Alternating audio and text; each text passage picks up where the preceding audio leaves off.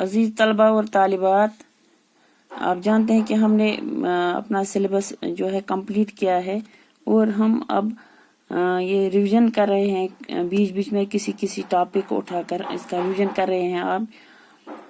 तो आज हम मरसिया पर एक थोड़ी सी रोशनी डालेंगे। मरसिया के बारे में आपको कुछ बताना चाहते हैं, कुछ पढ़ाना चाहते हैं, कुछ जानकारी देना चाहते हैं। मरसिया जो है, मरसिया की तारीफ हम पहले कहेंगे, बताएंगे आपको कि मरसिया क्या है, इसका लफ्जी माने क्या है। मरसिया अरबी जबान का लफ्ज है जो लफ्ज रसा से मुश्तक है, यानी रसा से निकला है। रसा के माने है मुर्दे पर रोना और आहुजारी करना। ये सनफ जो है ये अरबी शायरी में राइज थी, यानी पहले अरबी शायरी में ये सनफ यानी मरसिया की सनफ राइज थी। अरबी शायरी में मरसिया लिखे जाते हैं, पढ़े जाते हैं और अपने अजीजों और बुजुर्ग बरगजीरा हस्तियों के इंतकाल पर रंज अलम के जज्बात से लबरेज जो अशार कहे जाते थे उन्हें मरसिया कहा जाता था। यानी जब कोई किसी का अपना कोई प्यारा या कोई बुजुर्ग मर जाता था, उस पे जो अशार के जरिए अपने जज्बात का इजहार करते थे उसको मरसिया कहते हैं। लेकिन उर्दू की हद तक ये सनफ मौज़ूआती लिहाज से वाक़ात करबला से महज हो गई, यानी और भी कुछ बाद में कुछ इसमें मौज़ूआत शामिल है, लेकिन पहले जो मरसिया लिखी गई है वो वाक़ात करबला यानी जो करबला के शोहदा थे उन पे मरसिया लिखी गई है।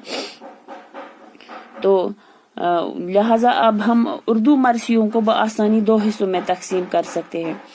वो मरसिया जो हजरत इमाम हुसैन की शहादत और वाक़ात करबला पर मबनी है, और दूसरी वो मरसिया जो मुख्तलिफ मुशाहिर यानी जो मुशाहरे कभी किसी कौम या मुल्क के किसी लीडर के किसी हस्ती के मरने पर कही जाती है या पढ़ी जाती है, वो मरसिया।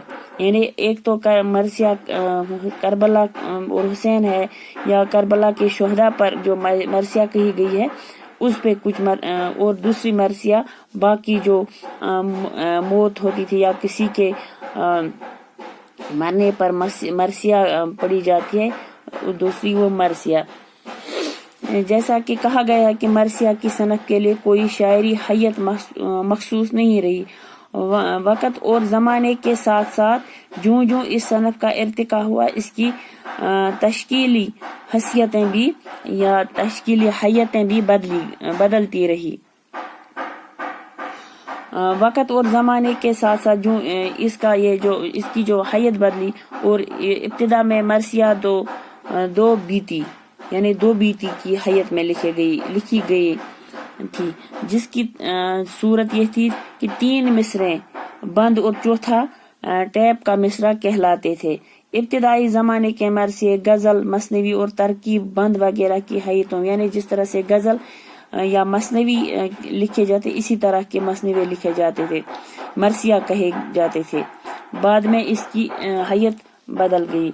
अगर हम इसका आगाज कहें, मरसिया का आगाज कब हुआ है उर्दू शायरी में, तो उर्दू सनफ़ी शायरी में, तो ये जिस तरह से बाकी जो सनफ हैं, बाकी जो असनाफ सकन हैं, गजल, मसनवी या नज़म या रुबाई, जिस तरह से इसका आगाज भी उर्दू में दक्कन से हुआ है, इसी तरह से मरसिया का आगाज भी दक्कन से ही हुआ, क्योंकि उर्दू जबान का जो इर्तिका है, इसकी जो शुरुआत है, इब्तिदा है इसकी, वो दक्कन से हुई है। क्योंकि उर्दू को दक्कन की जबान कहा जाता है, क्योंकि वहाँ से ही इसकी शुरुआत हुई है। इसकी जो शहादतें मिलती हैं कि उर्दू की शुरुआत कहाँ से हुई, इसी तरह से, इसीलिए जो बाकी जो मरसिया, ये मसनवी, नज़म, गजल, इनकी शुरुआत इसी तरह से मरसिया की भी शुरुआत दक्कन से हुई है। कोलकंडा और बीजापुर के बादशाहों ने इसकी बुनियादों को मजबूत किया। अवलीन मरसिया निगारों में अशरफ बियाबानी, मोहम्मद कली कुतुब शाह और मुल्ला वजही के नाम खुसूसियत के साथ काबिल जिक्र हैं।